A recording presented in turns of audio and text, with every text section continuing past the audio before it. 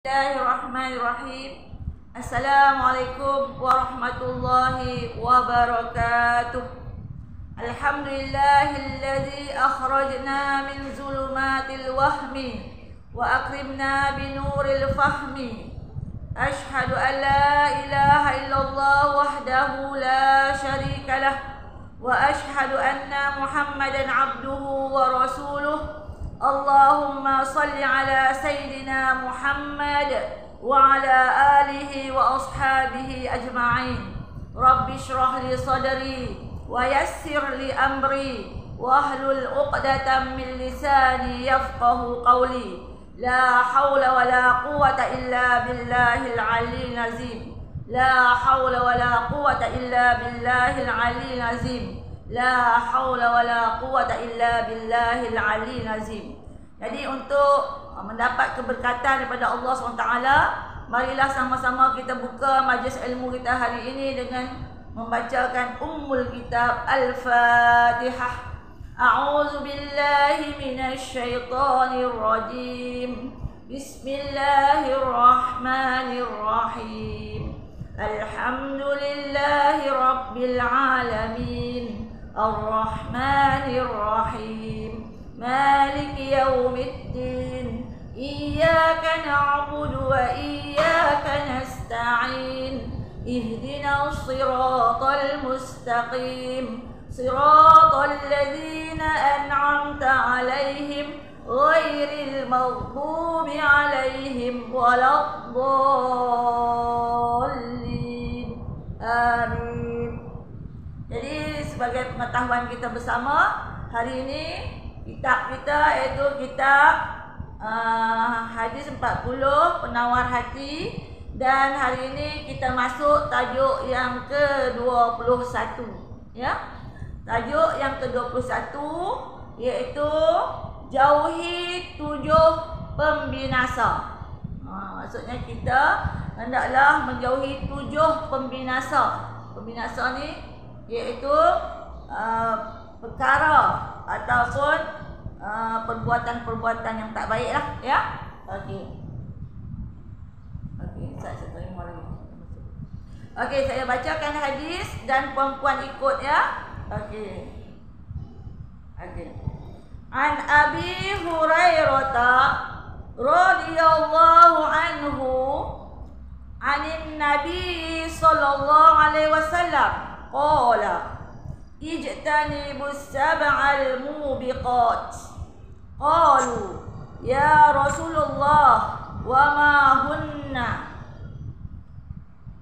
Qala asyirku billah was-sihru wa qatlun nafsi allati harramallahu illa bil haqq wa aqlur riba wa aqlu malil yatim wa tawalli yawmaz zaffi wa qadful muhsanatil mu'minatil ghafilat. Rawahu muttafaqun alaih, ya. Okey, artinya dari Abu Hurairah radhiyallahu anhu, Rasulullah sallallahu alaihi wasallam bersabda, jauhilah 7 perkara yang membinasakan. 7 perkara ni merosakkan diri seseorang tu. Sahabat bertanya, ya Rasulullah, apakah 7 pembinasa itu? Sahabat tanya kepada Rasulullah, apa dia yang dikatakan 7 pembinasa itu, yang merosakkan itu?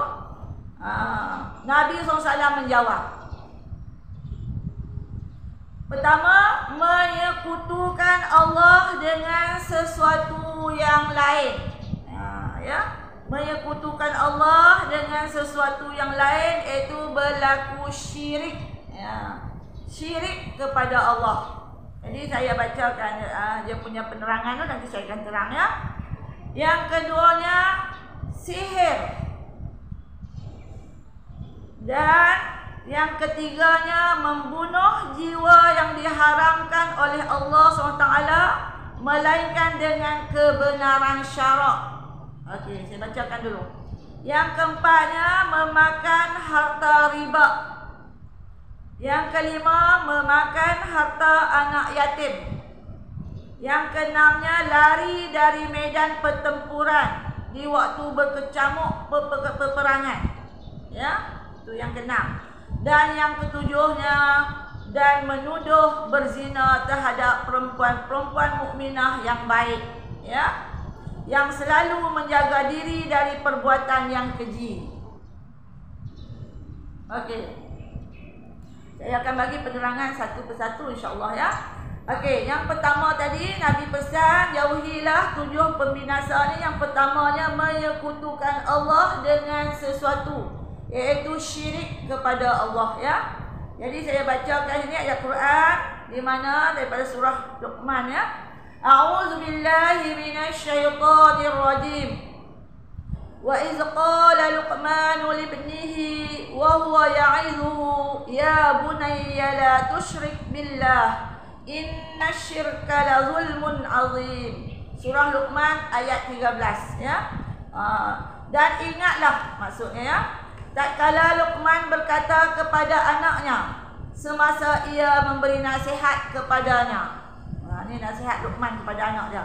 Wahai anak kesayanganku, janganlah engkau mempersekutukan Allah dengan sesuatu yang lain, iaitu melakukan syirik ya. Sesungguhnya perbuatan syirik itu adalah satu kezaliman yang besar. Jadi di sini apa yang kita dapat faham, iaitu Luqman Al-Hakim ya, iaitu dia menasihati anak dia supaya jangan lakukan perbuatan-perbuatan yang boleh bawa kepada syirik ya. Apa dia perbuatan yang boleh bawa kepada syirik? Kita faham dulu apa erti syirik ya. Syirik iaitu menyekutukan Allah dengan sesuatu. Menyekutukan Allah tu menduakan Allah ya. Maksudnya menduakan Allah tu maksud dia takut pada Allah dan juga lain pada Allah. Jadi dua lah.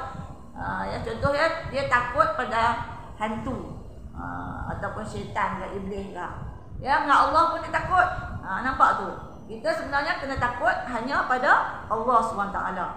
Jangan takut selain daripada Allah ya. Bila takut selain pada Allah, itulah boleh bawa kepada syirik ya. Jadi di sini kenapa Luqman Al-Hakim ini berpesan kepada anaknya supaya jangan melakukan perbuatan yang boleh membawa kepada syirik ya, iaitu orang yang melakukan syirik itu dia zalim pada diri dia sendiri. Zalim tu maksudnya melakukan kezaliman, maksudnya memusnahkan kehidupan dia ni. Maksudnya kerana apa? Kerana zalim pada diri sendiri bermaksud perbuatan syirik ini dosa yang tak diampun oleh Allah SWT. Allah Ta'ala tak ampun dosa syirik. Dosa lain Allah Ta'ala ampun lagi, dosa zina, dosa membunuh, dosa yang lain Allah Ta'ala ampun. Tapi kalau syirik memang Allah Ta'ala tak ampun. Sebab itulah kita jaga diri kita, jangan sekali-kali melakukan perbuatan yang boleh bawa kepada syirik. Sebab apa? Syirik ini rosak akidah dan juga batal iman ya. Syirik ya, syirik terbahagi kepada dua. Kita kena faham pula syirik tu ya. Pertamanya disebut syirik jali. Jali dalam bahasa Arab maksud yang terang-terang, yang nampak ya. Contohnya orang tu Islam, tiba-tiba dia pergi ke gereja. Tu nampak jelas lah ya. Jadi Islam tapi tu nampak pergi gereja. Tu syirik jali. Sebut jali tu yang jelas, yang nampak, yang terang-terang, berlaku terang-terang ya. Keduanya contoh pula iaitu syirik jali lagi. Orang tu Islam tapi dia pakai rantai ada lambang salib. Rantai ada lambang salib. Itu syirik jali, nampak ya. Jelas kita nampak ya. Syirik yang kedua iaitu syirik khafi. Ya. Syirik khafi iaitu yang tersembunyi, tak nampak. Ni yang kita bahaya ni, takut ya. Yang tak nampak. Contoh dia iaitu adanya sifat riak dalam diri kita. Riak. Riak ni buat sesuatu, sembahyang ke, sedekah ke, amalan-amalan kebaikan dia buat untuk dipuji manusia. Tu riak. Ni syirik khafi, tersembunyi dalam diri kita, kita tak nampak. Kadang-kadang ada dalam diri kita ni. Sebab itulah kita kena selalu istighfar kepada Allah ya. Itu syirik khafi lagi antaranya bersikap takabur. Takabur ni sombong. Sombonglah. Merasa diri dia hebat, ya. Orang semua dipandang rendah, dia seorang hebat, ya. Tu kita takut sifat-sifat ni kadang-kadang boleh ada dalam diri kita. Tu juga adalah disebut syirik khafi, ya. Lagi banggakan diri, sum'ah, sifat sum'ah. Ya, sum'ah dia bangga diri dia. Kalau dia cantik, dia rasa dialah paling cantik. Kalau dia pandai, dia rasa dialah paling pandai, ya. Kalau dia kaya, dia rasa dialah yang paling kaya, dialah yang paling hebat, ya. Jadi semua ini itulah disebut bentuk syirik. Kita kena jauhkan, ya. Sebab itulah kita kena mengaji. Bila kita mengaji, kita fahamlah, ya, bahawa sifat-sifat macam ni tak perlu ada dalam diri kita. Kita kena buang. Kita kena istighfar dengan membanyakkan, maksudnya zikrullah. Mudah-mudahan hati kita akan menjadi baik, ya. Okey, itu yang pertama. Nabi suruh kita iaitu jauhkan daripada syirik, menyekutukan Allah dengan sesuatu yang lain, ya. Budak-budak hari ni kadang-kadang suka tengok cerita-cerita filem-filem hantu, ya. Jadi dia takut. Tu juga boleh menyebabkan syirik. Takut pada hantu tak boleh. Takut hanya pada Allah, ya. Okey, lagi Nabi itu yang pertama. Nabi larang kita supaya menjauhi sifat menyekutu Allah dengan sesuatu yang lain, ya.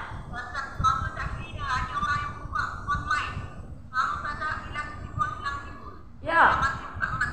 Ya Allah, siapa buka mic? Tak ada siapa buka mic mana nak? Okey, tolong tutup mic-nya. Okey, tolong tutup suara. Tutup mic. Okey, yang keduanya sihir. Ya, akhir zaman ni banyaklah berlaku sihir. Dengar tak? Sihir. Okey, jadi kita kena jauhi perbuatan-perbuatan sihir ni, ya. Iaitu saya bacakan, ya, dalil ataupun daripada Al-Quran. Qala Allah Ta'ala, a'udzu billahi minasyaitonir rajim. Wa ma kafara Sulaiman walakinna asy-syayatin kafaru yu'allimuna an-nasa as-sihr. Surah Al-Baqarah ayat 102, ya. Allah Ta'ala kata apa? Firman Allah, dan tidaklah Sulaiman itu kafir, tetapi syaitan-syaitan itulah yang kafir, di mana mereka mengajarkan sihir kepada manusia, ya. Syaitan tu jahat, ya, mengajar kepada manusia melakukan sihir, ya. Jadi sebab itulah kita kena jauhi perbuatan sihir, ya. Sebab apa? Perbuatan sihir ini dilarang dalam Islam. Yang pertama tadi iaitu iaitu Nabi Muhammad SAW, iaitu melarang kita daripada menyekutukan Allah dengan sesuatu yang lain, iaitu syirik, ya. Yang kedua, melakukan sihir. Sihir dilarang dalam Islam, ya. Kenapa? Maksud amalan sihir ataupun ilmu sihir ini adalah bertentangan dengan ajaran Islam, ya. Dengan ajaran syarak. Sebab apa? Sihir ni adalah perbuatan iblis, ya, ataupun syaitan.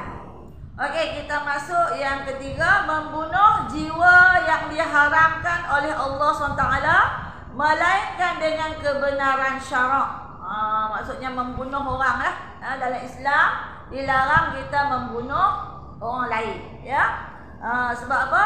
Yang contohnya kalau hukuman bunuh tu memang dibolehkan dalam Islam, kerana dia melakukan kesalahan dan bersabit dengan kesalahan, maka dia dijatuhkan hukuman bunuh. Tapi kalau sengaja-ngaja kita nak bunuh orang, kita dilarang.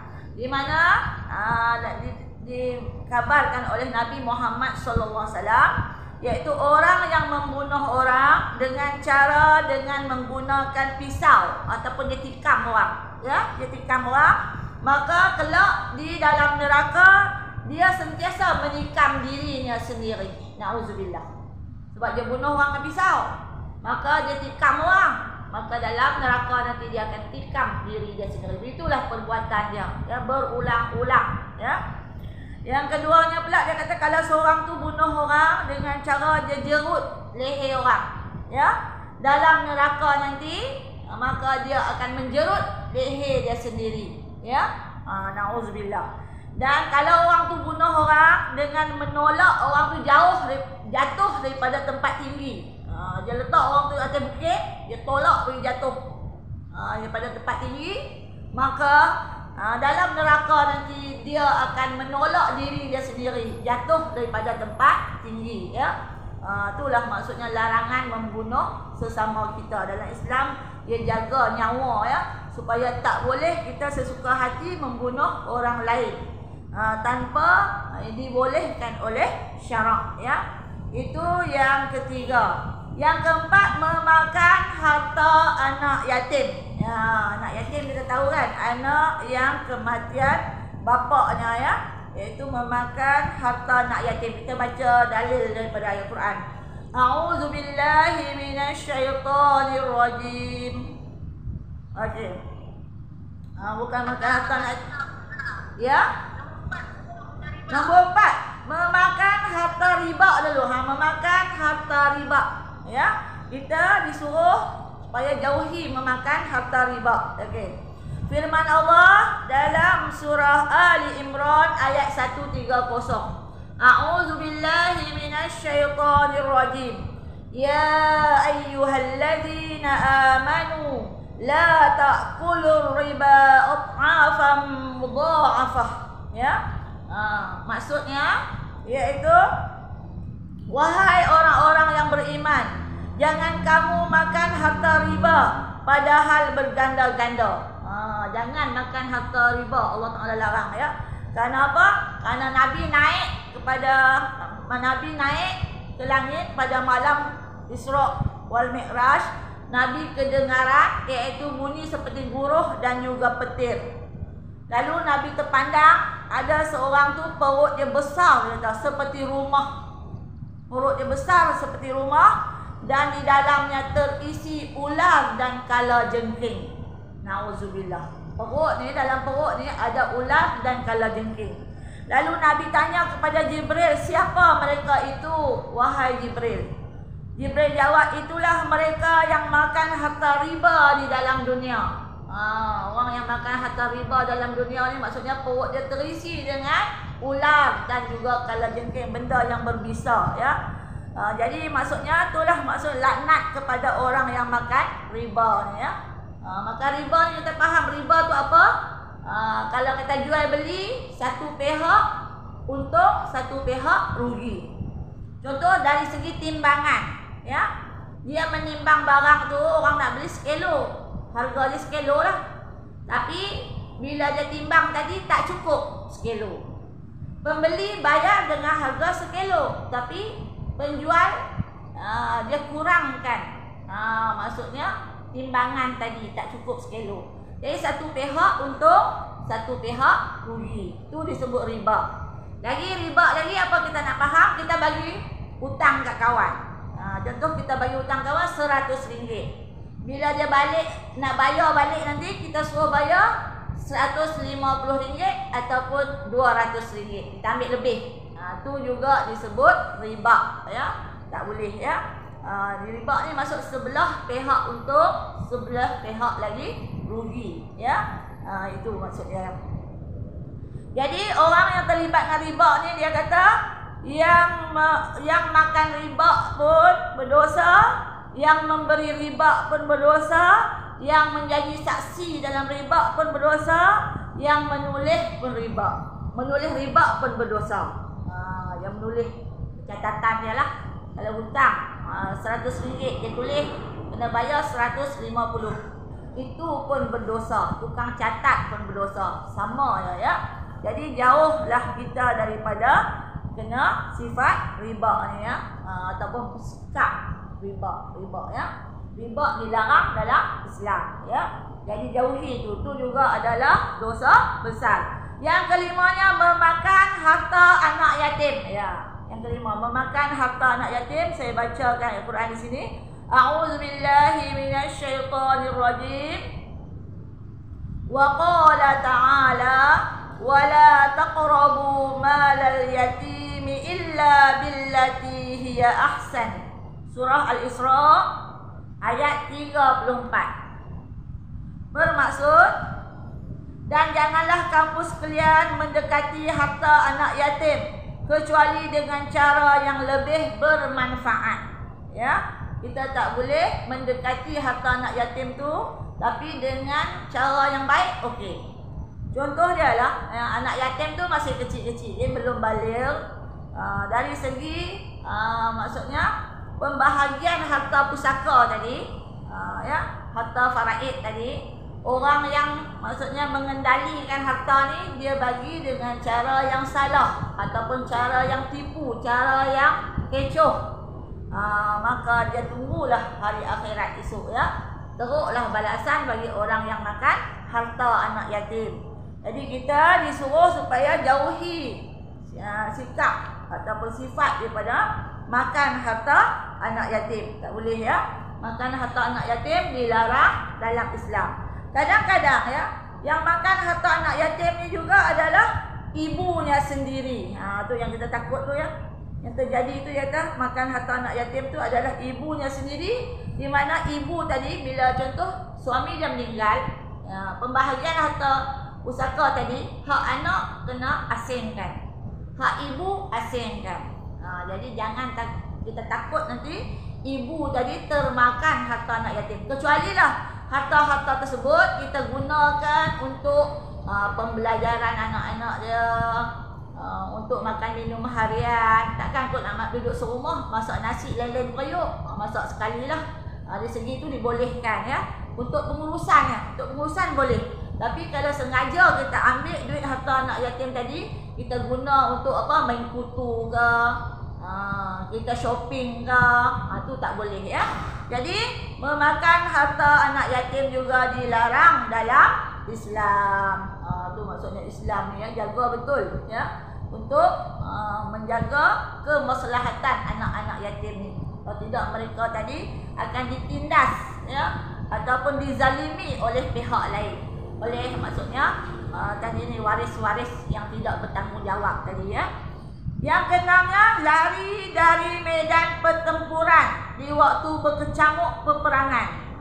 Maksudnya orang yang dalam medan peperangan lari patah balik, itu juga adalah yang dikatakan tadi termasuk dalam 7 pembinasa tadi.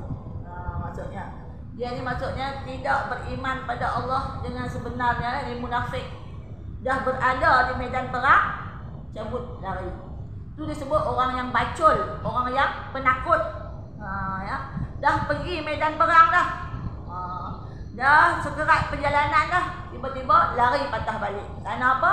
Kerana takut nanti dia mati. Takut nanti maksudnya bila dia mati nanti hilang dah harta-harta dia apa semua. Dia jadi macam tu, ya. Jadi itu juga adalah termasuk dalam 7 pembinasa tadi, ya. Dan yang ketujuhnya, menuduh berzina terhadap perempuan-perempuan mukminah yang baik, ya. Maksudnya, ya, tak boleh kita tuduh orang berzina, ya. Yang selalu perempuan tadi yang selalu menjaga diri dari perbuatan yang keji. Perempuan tadi perempuan yang solehah, perempuan yang mukminah, yang beriman, perempuan yang baik, tiba-tiba dituduh dia sebagai penzina. Ya. Dalam Islam, kita nak tuduh orang berzina, kita mesti datangkan saksi, ya. Kena datangkan saksi, 4 orang saksi.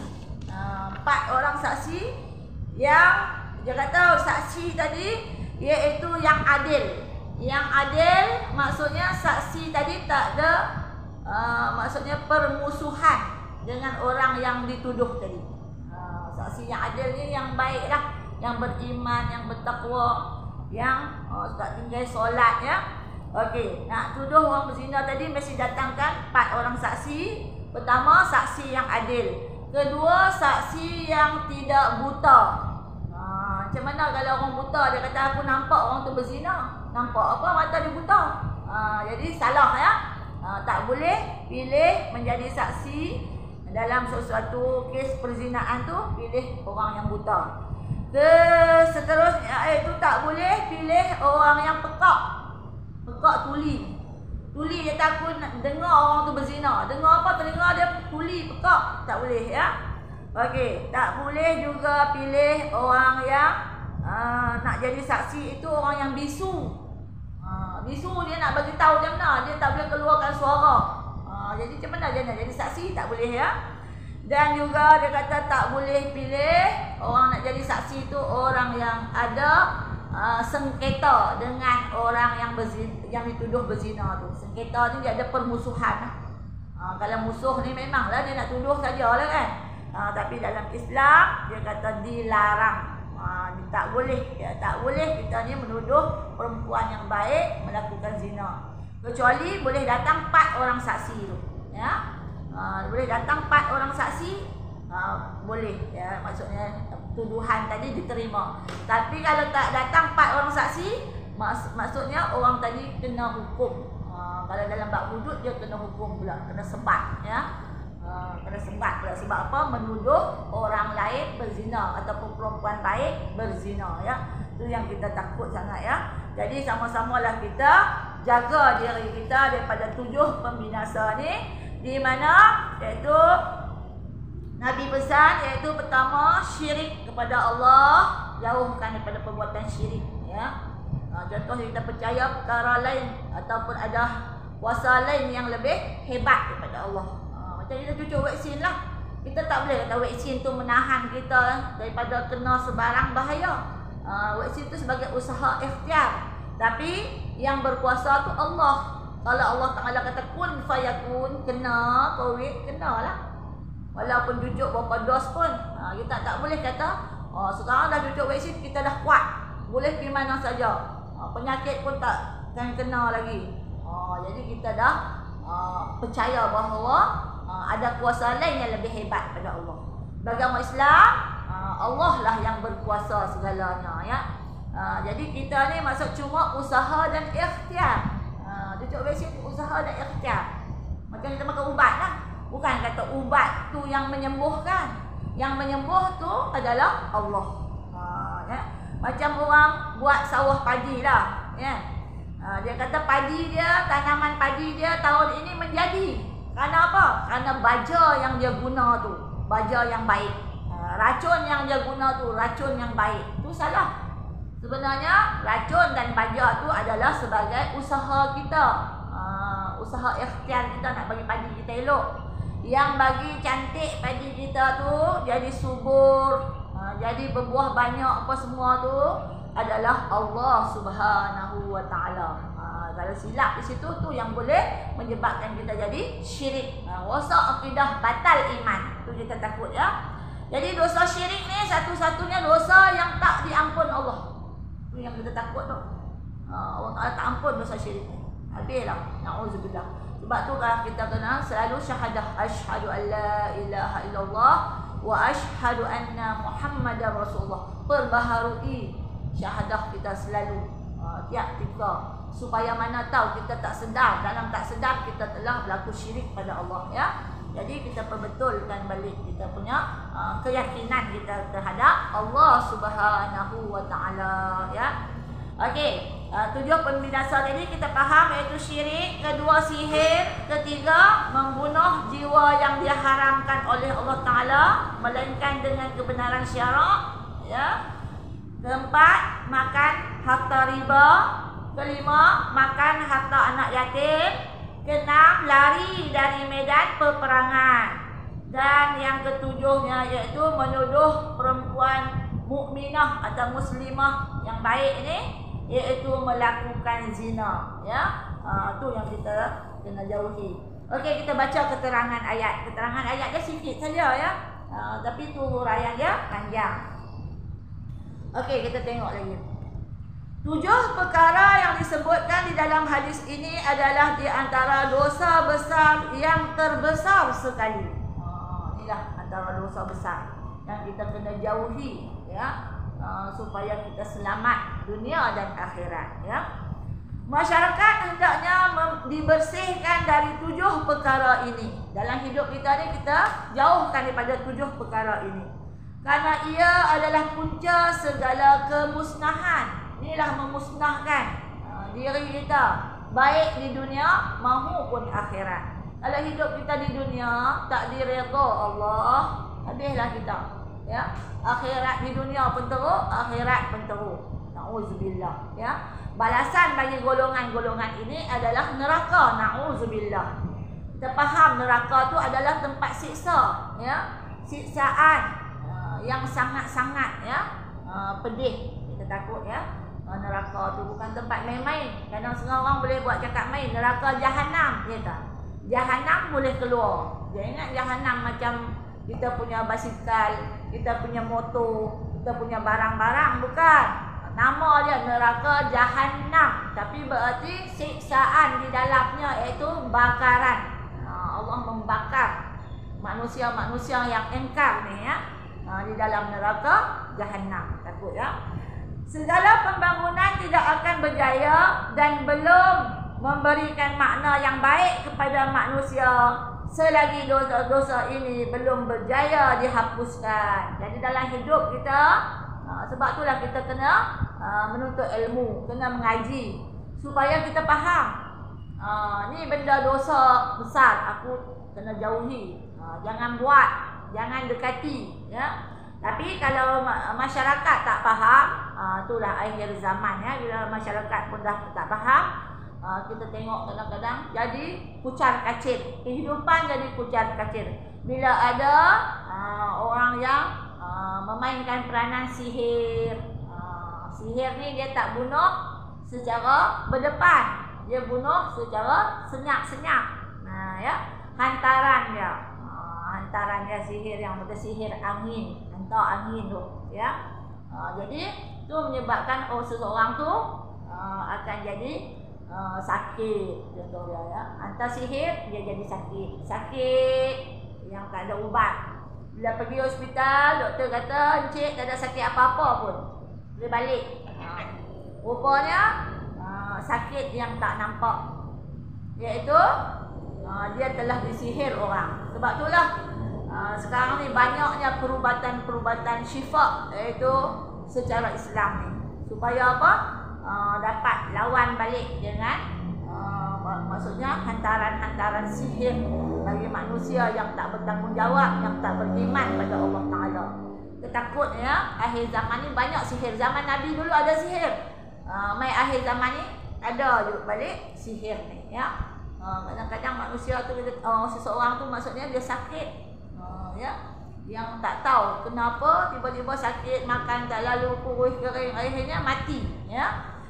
Dosa orang yang melakukan sihir ni Allah Ta'ala akan campakkan dia dalam neraka jahanam. Nauzubillah, termasuk dalam neraka. Sebab apa? Dia melakukan amalan-amalan yang bertentangan dengan Islam atau bertentangan dengan ilmu syarak. Tak boleh ya. Kenapa? Ilmu hitam. Dia guna ilmu hitam, puja-pujaan, puja kepada iblis, syaitan dan sebagainya. Jadi itu menyebabkan masyarakat jadi pecah belah ya. Sihir. Contoh lagi apa lagi? Kezaliman. Dalam Islam dia larang kita melakukan kezaliman. Di mana orang yang makan harta anak yatim telah melakukan zalim kepada anak yatim. Sebenarnya anak yatim ni dia perlu kita jaga, kita sayang, kita ambil berat, kita prihatin. Sebab apa? Dia dah tak ada bapak. Bapak dah meninggal ya. Jadi orang yang maksudnya waris dan sebagainya kena jaga dengan baik. Tapi bila dia ataupun pewaris tadi makan harta anak yatim tadi sesuka hati dia saja, maka tu satu penzaliman. Zalimlah pada anak yatim. Kesian anak yatim ni. Dah tak ada bapak, orang cari nafkah bagi dia. Tak ada. Tiba-tiba harta dia pula dikuasai oleh orang lain. Iaitu diguna, dipakai, diambil dan sebagainya. Sedangkan anak yatim tadi banyak nak guna lagi kewangan-kewangan tersebut untuk nak belajar, untuk nak makan harian dia, untuk nak pakaian dia, untuk kehidupan dia lah ya.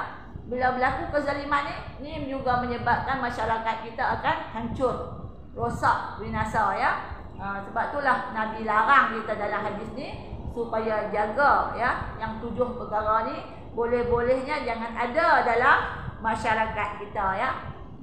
Boleh-bolehnya masyarakat yang berilmu, alhamdulillah lah, mereka tahu benda ni tak boleh, dosa besar. Tapi bagi masyarakat yang tak berilmu dan tak beriman, sesuka hati mereka lah nak buat lakukan sesuatu apa yang mereka nak buat, ya. Jadi sebagai orang Islam, kita kena jauhilah 7 perkara ni, ya. Walaupun kadang-kadang kita sedar tak sedar, ya. Antaranya tadi kalau kata syirik tadi, kita kena jauhi. Jangan kita terlibat dengan perkara-perkara yang boleh bawa kepada syirik, ya. Syirik ni sangat-sangat Allah Ta'ala murka, Allah Ta'ala marah, ya. Masya Allah, na'udzubillah, ya. Bila berlaku syirik, ya, maksudnya rosak, batal iman kita, ya. Tu kita takut, ya, syirik kepada Allah SWT.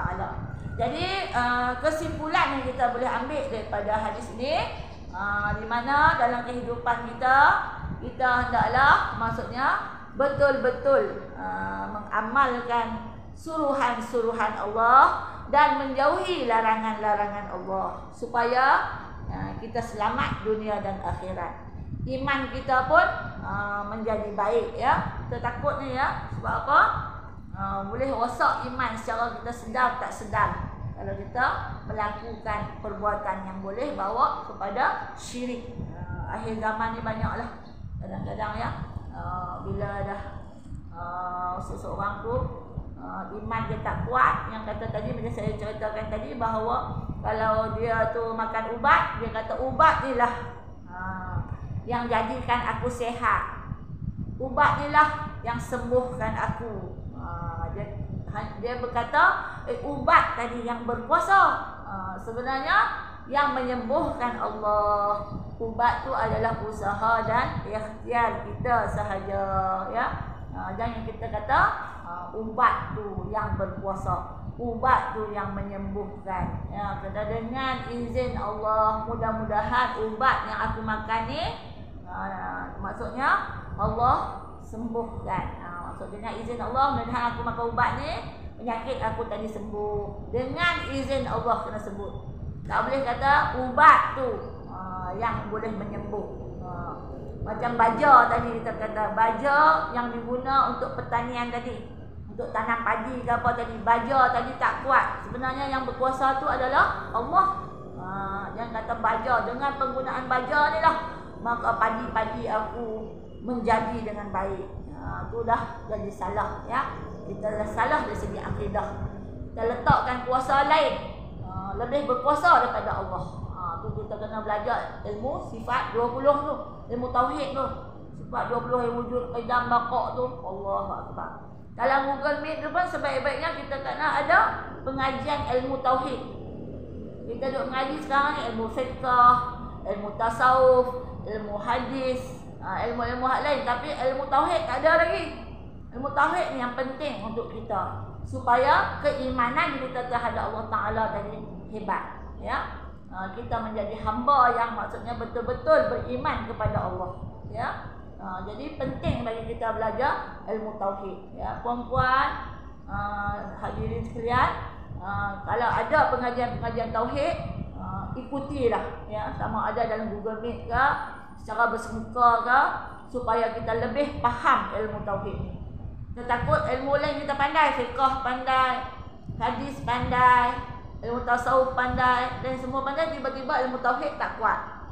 Bila tak kuat itulah menyebabkan kita boleh melakukan syirik kepada Allah. Na'udzubillah.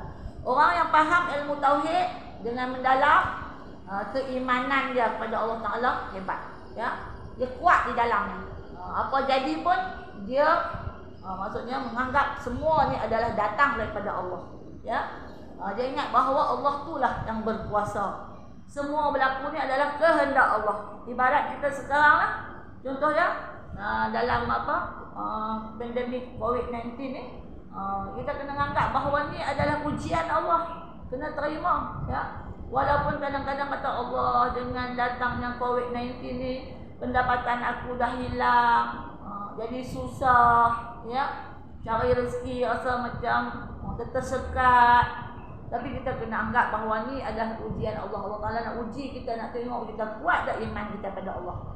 Bagi orang beriman, orang yang kuat iman dia banyak berdoa pada Allah. Bila kita banyak berdoa pada Allah, Allah dekat dengan kita. Jadi kita ni bila takut Allah, kena dekatkan diri pada Allah. Tapi kalau takut binatang, kena jauhkan diri. Contoh kita takut kepada binatang yang bahaya, harimau, kita kena jauhkan diri. Tapi kalau takut pada Allah, kena dekatkan diri. Ada beza. Takut pada Allah, dekatkan diri dengan Allah. Takut pada binatang, kena jauhkan diri. Jadi dalam hidup kita, maksudnya kuatkan keimanan kita kepada Allah Ta'ala. Belajar lagi ilmu tauhid itu. Di mana-mana tempat pengajian, bila datang guru nak mengajar, tanya dulu guru tu, boleh tak mengajar kami ilmu tauhid? Kami nak ilmu tauhid ni, ilmu memperdalamkan, itu untuk mengenal Allah Ta'ala. Ya, ilmu lain dah banyak dah, tak apalah. Kita kena ada ilmu tauhid ni secara, kalau tak banyak pun orang kata, kalau Google Meet ni kena ada sekali dua kali ilmu tauhid. Ni maksudnya tak ada lagi pengajian ilmu tauhid ni.